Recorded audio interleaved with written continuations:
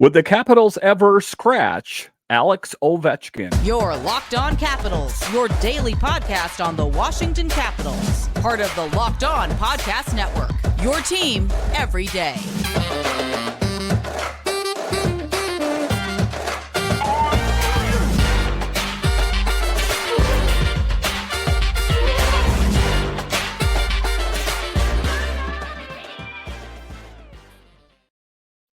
Well, hello and welcome into this edition of Locked On Capitals. I'm so glad you decided to join me today. As always, this podcast is free and available on all the major platforms, including the SiriusXM app and on YouTube. And I want to thank you for making this your first listen each and every day. My name is Dan Holme. You can find me on Twitter. It's at DanCaps218. You can find the show on Twitter. It's at Locked On Caps. And the best way that you can help grow the show is to subscribe to Locked On Capitals on YouTube and comment anything down below. I would love to talk Capitals hockey with you one-on-one, and we can do that on subtext. Just check the show description for more details. Today's episode is brought to you by Sleeper. Download the Sleeper app and use promo code LOCKEDONNHL to get up to a $1 match on your first deposit.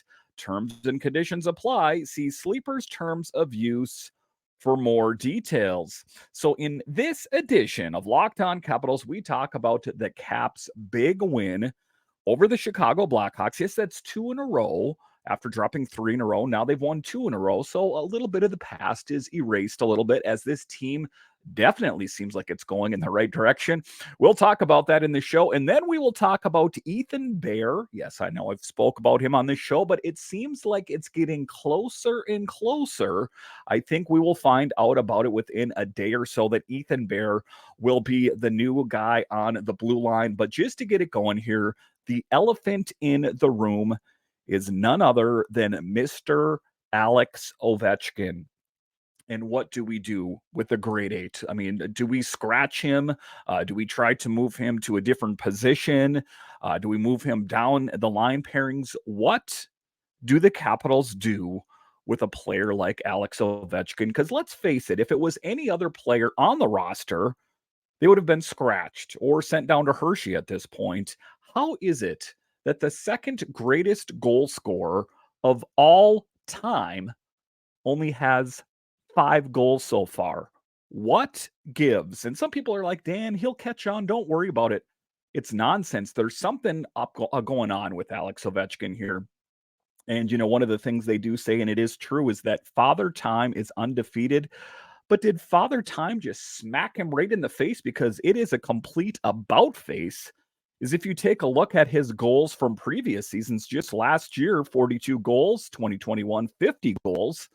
We know the COVID year, he had 24, 2019, 48, 2018, 51. You see where I'm getting at. So for this season, for him to have only scored 5 goals thus far seems a bit odd to me. And if you are a Capitals fan, it would seem odd to you as well. But as we take a look at the lineup in particular, normally Alex Ovechkin is near the top of the team in goals scored. He now is number 4 on the team. Who's ahead of him? Well, in first place is Dylan Strome with 11 goals, Tom Wilson 9, and Anthony Mantha, facepalm. Anthony Mantha, yes, that Anthony Mantha has currently scored more goals than Alex Ovechkin. What type of alternate reality are we living in that Anthony Mantha has scored more goals than Alex Ovechkin? And, you know, to give credit where credit's due, Anthony Mantha is playing really great this year, but it's not exactly an apples for apples comparison between Anthony Mantha and Alex Ovechkin, but somehow Anthony Mantha has scored 7 goals and Ovi only 5. So now let's widen the lens here a little bit and talk about what should we do with the grade 8. So there are a few options here. There's 3 options. Either one is he needs to start scoring goals. That would fix everything. Is if he just started scoring goals. Can he do it? I mean, we keep telling ourselves it's going to happen. It's going to happen, Dan. Don't worry about it. So number 2 is what's behind his lack of production, an injury. That's something that I've long speculated. Some people said his shoulder looked a little rough, like he kind of grabbed at it when he made that shot on the power play a couple games ago. Is there an underlying injury that we don't know about? And is there the possibility that the Capitals would ever consider benching Alex Ovechkin, the captain of the team, number 2 all time in goals, holds all kind of records, will be revered as one of the best to ever do it? Is there a chance that they would healthy scratch Alex Ovechkin? Well, I'm here to tell you, and everyone gather around a speaker, turn it up on your car there. It's never going to happen. What's going to play out if he doesn't start scoring goals or he doesn't come out with a formal injury is that even if he doesn't have an injury, what the Capitals are going to do, there's going to be, an after game skate or a meeting with Brian McClellan and, someone like Tarek El-Bashir or Sammy Silver or Matt Wyrick's going to get up there and go, "Hey, Spencer Carberry, I noticed that Alex Ovechkin wasn't on the ice. What's going on?" And the answer will be a simple one: lower body day to day. Well, could you expound on that? What type of injury? I told you it's lower body day to day, and I don't talk about injuries. And that is the way it's going to go down. This team would never disgrace Alex Ovechkin like that, despite the fact that he's not scoring the amount of goals that he should. There is 0.0% chance, if you're asking me, that this team would ever bench the grade 8. It's just not going to happen. So they're going to help him save face. And they're going to say something like that it's an upper body injury. He tweaked it in a game and he's day to day. And that day to day will go on for a while until he gets his reset that Spencer Carberry talked about with Kuznetsov and, kind of a reset with Sonny Milano. But, Kuznetsov is, a bigger player in the league, and Sonny Milano not quite as big, but you're not going to scratch Alex Ovechkin. That would be one of the biggest blunders I think the Capitals could ever make. And I know what you're going to say, Dan. It's all semantics. He's getting benched one way or another. It's about pride. One of the things that I had heard about Patrick Laine is he said it was one of the most humiliating experiences that he has ever faced was when he got benched on the Columbus Blue Jackets. And Patrick Laine is one heck of a hockey player, but he is nowhere near what kind of player Alex Ovechkin is right now. So it is a bit of a mystery out there. And if there is some sort of injury that's underlying, I just wish they'd come out and say it and let him take his break. I guess we won't know if it's a true injury or if they're just covering for him, but that is my assessment. What am I going to say? If he doesn't start getting goals here in, let's say, between 5 and 10 games, you will see something like that happen. Someone will in the post-game presser, "Hey, Spencer, when will you see Alex back?" Day-to-day, lower body. Next. "Can you talk to?" Nope, lower body. I don't talk about injuries. Nope, not going to do it. And they'll give him his time to hopefully reset. Hopefully. So just taking a look at it. So why the fear? Why is Dan pushing the panic button? Alex Ovechkin has now gone 10 games without a goal, matching the longest stretch of his career, which was back in 2016, 2017. At this current clip, he will finish with just 16 goals this season on this path. How many goals did he score last year? Go ahead and tell him. 2022, he scored 42. 2021, 50 goals. This year, he is on par to score far less. He is on par to score just 16 goals. So that is ultimately what is behind this talk, and I've talked about this for a while, and every time I bring it up, they're like, "Dan, what are you talking about? It's going to happen. Just give it time." And to those people, I would love to say, I hope you're right. I really hope it happens, but how long do we wait? You see how great this team is playing. Why do they have a player, I hate to say it, like Alex Ovechkin that's not getting it done? If it was anyone else, like I said, scratched. What happened when Kuzi didn't get production? Scratched. Sonny Milano, scratched. Alex Ovechkin, while he has got some assists, he's not totally flatlined out on the ice. He is not scoring goals. That is Alex Ovechkin's bread and butter, is scoring goals, and he's not doing it. So that is my assessment right now, that either he's going to break out of this slump, they're going to announce a formal injury, like maybe it's apparent in a game, like he just really gets hit hard and you're like, "Yep, that's an injury." Or it will be just kind of a mysterious, you know, presser at MedStar Ice Complex after the morning skates. Where's Alex Ovechkin? Lower body, day to day. And that's all we're going to know. And it might go on for a while till he gets that reset, till maybe they see something at MedStar or whatever practice facility on the ice, maybe out on the road. They'll see that, okay, he's looking a lot better. But to a certain degree here, and I know it sounds like a funny thing to say, it's hard to even come out of my mouth. Is he a liability? Is he the weak link on this team right now? It really does appear that way, even though he has the C on his chest, and I have his picture out up on the wall. And I love Alex Ovechkin, and I would eat my hat right now if all of a sudden he just scored, 5 goals in 5 games, or had a hat trick in back-to-back games, something that's vintage Alex Ovechkin. But that is something that has eluded the great eight thus far. And if he has any hopes of catching Wayne Gretzky, that is what he must do. But if you're asking me what is behind it, if it's not an injury, it's that chatter between his ears about when you catching Gretzky, when you catching Gretzky, when you catching Gretzky, that it's got his head all tied up in knots, similar to what happened to Anthony Mantha last year. I think that once he starts scoring goals, the floodgates will open and he'll go on a tear. It's just breaking down that floodgate to get him to that point. How long is Spencer Carberry willing to wait before he says this isn't working? And it was spoke of in an interview today that he's like, to start the season, I didn't think a whole lot about it, but the last couple of days I have started thinking more about it, and it's actually kept me up at night wondering, what do I have to do? Do I have to move him to a different position? Do I have to what do I have to do to light a fire under Alex Ovechkin?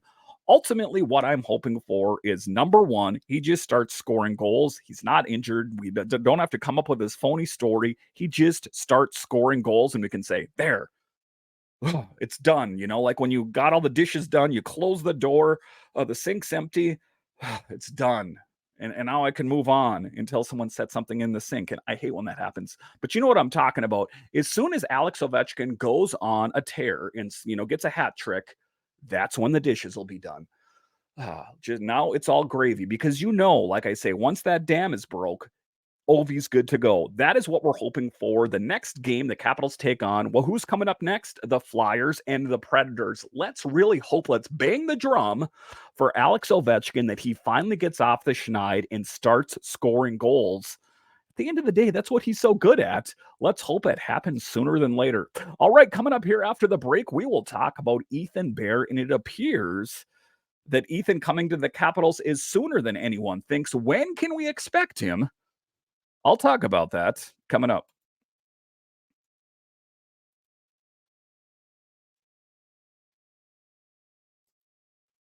A new NHL season brings all sorts of possibilities. Dylan Strome could score 50 goals, the Capitals could hoist the Stanley Cup, and you could win big by playing daily fantasy hockey on Sleeper, the official daily fantasy app of the Locked On NHL Network.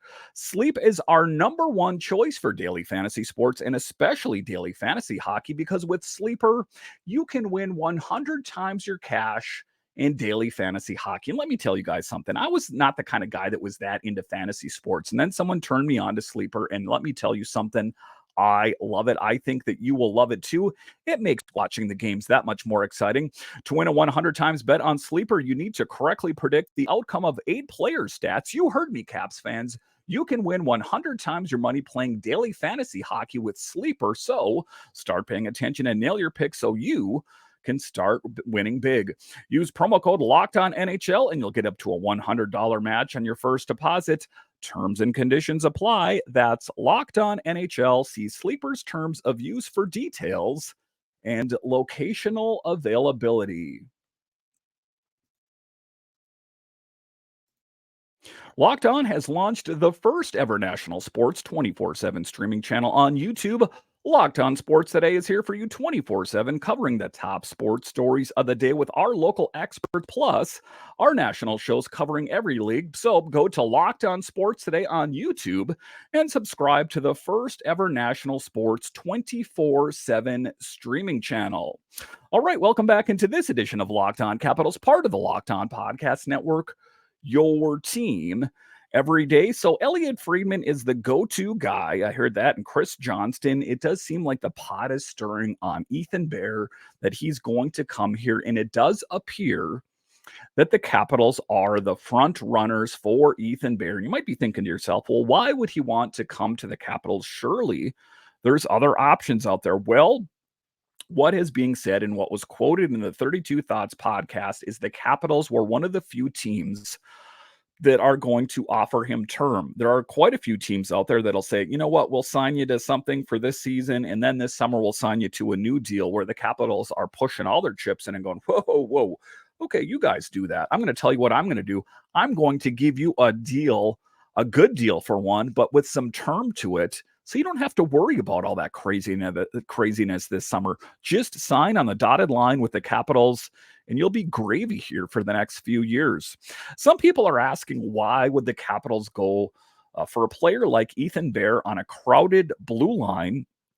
And I think the answer to that question is quite simple. I think that he speaks to the future of the blue line. Let's face it, John Carlson, he's not exactly a young guy out there. And then you take a look at Van Riemsdyk and you take a look at Jensen. And while those players are not old, we're talking about the next batch of Capitals players, most notably Capitals blue liners. And isn't that a good addition? Rasmus Sandin, Martin Faravari, and now add to the mix Ethan Bear.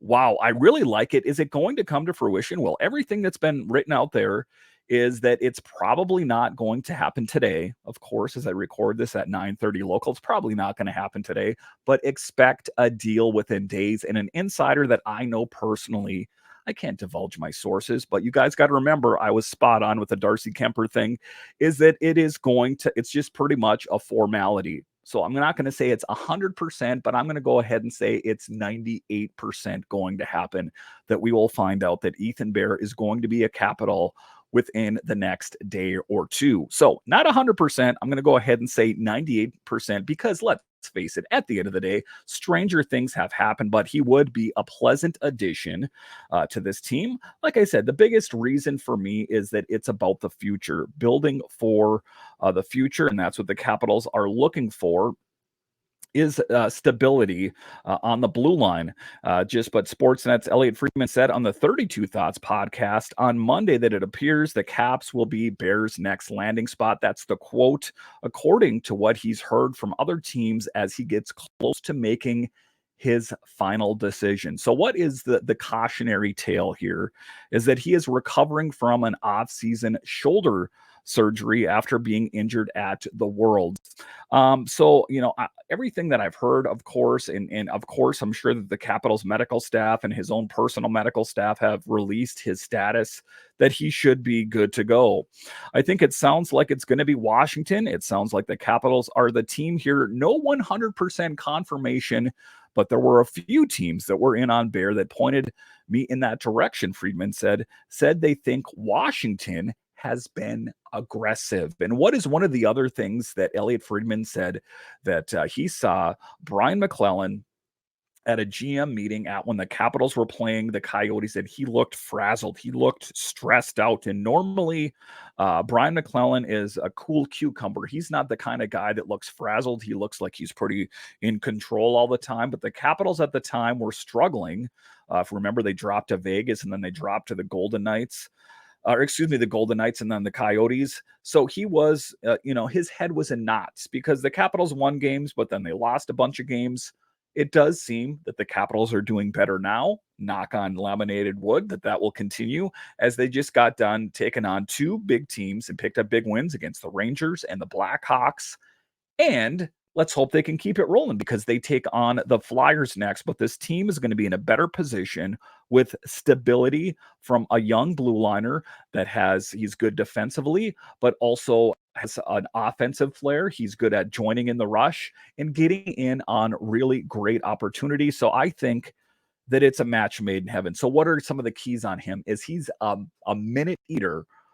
He plays a lot of minutes. He's great defensively. Plus, he, like I said, has an offensive flair. In 61 games last season, 3 goals, 13 assists. And also, kind of the outside nerdy stuff is that he's great analytically as well. He puts himself in a position to do great things. And I like what Brian McClellan is doing here, how he's building for the future. It did seem that he was quite hung up on this old team for the longest time, but I think that once we start seeing Alex Ovechkin take a dip, the writing is kind of on the wall there that you see that the changing of the guard is going to happen sooner or later. One piece already peeled off in the form of Nicholas Backstrom. What's going on with Ovi? And not to mention, Oshie and John Carlson, that there are older players on this team that you have to plan for the future. I think that Ethan Bear is a really great upside, and the Capitals are being aggressive. Hat goes off to Brian McClellan for being aggressive. He's seeing what the other teams are doing, and he's going to go, I'm going to beat all that, and I'm going to give this guy some term. So a great blue liner on the right side, good defensively, offensive flair, good analytically. Check, check, check, check. There's not a lot to be concerned about with Ethan Bear except for that shoulder surgery, which we know that he is making a return from. But, everything that's been said in the Capitals medical staff is that he is good to go. And Capitals fans, you should be excited because, like I said, I would expect to hear a deal with him, if not tomorrow, potentially the next day, that Ethan Bear is the next member of the Washington Capitals. And for me, I'm pretty excited about that. All right, so coming up here after the break, we will talk about the Caps' last big win over the Blackhawks. How are they getting it done? I'll talk about that coming up.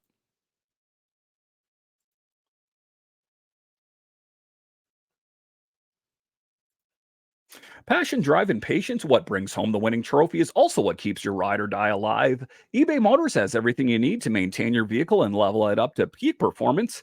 From superchargers, roof racks, exhaust kits, LED lights, and more. Whether you're into speed, power, or style, eBay Motors has got you covered. With over 122 million parts for your number one ride or die, you'll always find exactly what you're looking for. And with eBay Guaranteed Fit, your part is guaranteed to fit your ride every time or your money back. Because with eBay Motors, you're burning rubber, not cash. With all the parts you need at the prices you want, it's easy to turn your car into the MVP and bring home that win.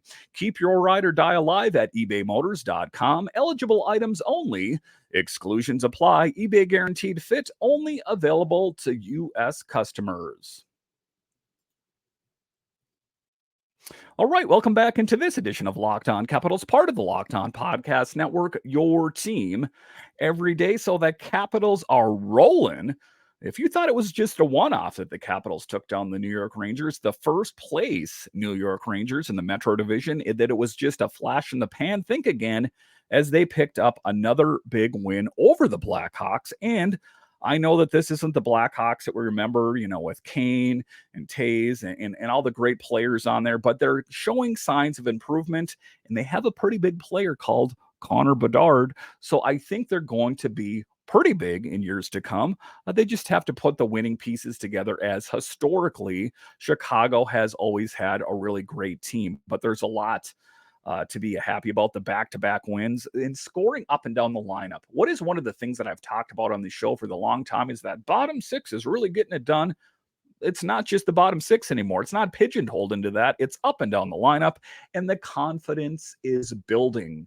It's that smiling from the inside. It's projecting success, and that's why the Capitals are successful as they keep rolling. But one of the lines that I love the most is the McMichael, Protas, and Mantha line. And what do I like about it? Well, one of the things that jumps out at me right off the bat is that Mantha was skating down the ice, and these youngsters on the Blackhawks thought, we got this guy. And what happened? Anthony Mantha turned on the Jets and went down there. McMichael bounced him a pass, and Mantha goal slammed it home.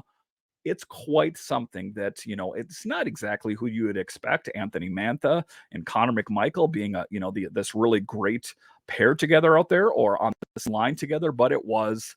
And not to mention that Protas as well has been playing really, really well. One of the other positive things out there is that the Capitals' resilience is starting to show in the fact that the Blackhawks scored first. Earlier in the season, they would have kind of just turtled their head in and been like, oh, this is too much for us. And they would have just rolled over them. Not the case. This team is showing resilience, tenacity, some pushback. that, yeah, we saw that you scored first, but we have an answer for that. The young guys on the Blackhawks are a team that's going to be reckoned with, I think, in years to come. But like I say, the Mantha goal is something, and Mantha in particular is quite something. Mantha has goals in back-to-back games, 7 on the season. If you had that on your bingo card earlier in the year, turn it in because bingo, you win. I don't think anyone had that. No one saw that coming. Everyone, myself included, talked about how are we going to get a deal done to get Mantha out of here. Still, my belief that even though he's playing well, that's good for him. It's good for the Capitals that his value has increased, that they could potentially turn him into something bigger. But who else is lighting it up is Dylan Strome. Goal with thanks to a heavy hit from TJ Oshie behind the net. And if you didn't see that, that was just an amazing shot, kind of reminiscent of his days playing in the Blues when he went behind the net and just rattled the cage of that guy. And it led to a scoring opportunity. And guess what? Strome scores a goal. Dylan Strome, that is on fire as he leads the team in goals. Again, I talked about Ovi earlier. He is not finding the back of the net, but he is contributing where he can as he got his 11th assist of the season. So all things considered, the Capitals playing great. Nick Dowd lighting it up out there. Fourth line center, sometimes you don't really revere them as a great player, but one of the things I heard last summer is there's a lot of teams that are interested in Nick Dowd's services. Last summer, I heard it on the Daily Faceoff. They were talking about that. Third goal in 6 games, and that line has now generated 3 goals in the last 2 games. Wow. Malenstein's first career multi-point game. Love Malenstein. Physical brand, lays his body out, playing big. That's how the Capitals won the game, laying the body out, playing big defensively. Malenstein oftentimes leads the charge, and Abe Kubel points in back-to-back games.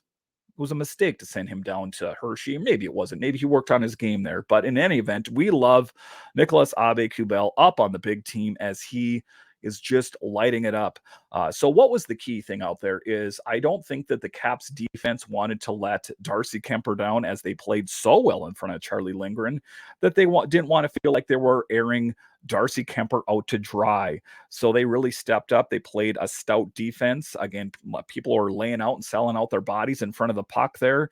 And it made it a lot more easy for Darcy Kemper, but he came up big as he saved 35 of 37. So a good position for the Capitals to be in. The offense, the defense, plus a defensive addition. Who's excited? And Darcy Kemper playing really great. It is so exciting that this team is gelling. Again, I don't want to get ahead of myself. I know how these things happen, then all of a sudden they'll lose. But at this moment, right now, as I record this on Monday evening, I'm happy about this team. Let's take it day by day. Let's go 1-0 every day. In the next game against the Flyers, let's hope it's a big one. The power play, that still needs some work, as was 0 for 3. Other news I'm going to talk about here in closing is Jacob Vrana, or Jakob Vrana, what we called him when he first came over here. I was told this morning by the Blues that he will be placed on waivers, but whoa, hold the phone. That's not what happened. Elliot Friedman set everyone correct. He said something changed after that. It's not uncommon that teams re-engage in trade talks. For now, Vrana is in limbo until a trade or waivers. Now, what is one of the things that I saw on the Twitter spheres? Everyone's like, bring him back to the Capitals. Everyone wants to live in the past. Everyone wants to live their life in the rearview mirror. Let's not forget Jacob Vrana and the struggles that he's had. At points, there were glimpses of greatness with Jacob Vrana and the team. I know that he scored quite a few goals here, but towards the end, it tapered. One of his biggest things that he could hang his hat on was he was a fast skater. At the time, one of the fastest, if not the fastest skater. I just don't see him fitting in, and I don't like bringing back old players just for nostalgia purposes. I would love to see Braden Holtby back here. I would love to see Mike Green and Carl Alsner and Michael Neuwirth, all these guys back here. Wouldn't it be familiar and fun and take you to a warm, fuzzy place? I'm not all about that. I'm really not. I want this team to go forward.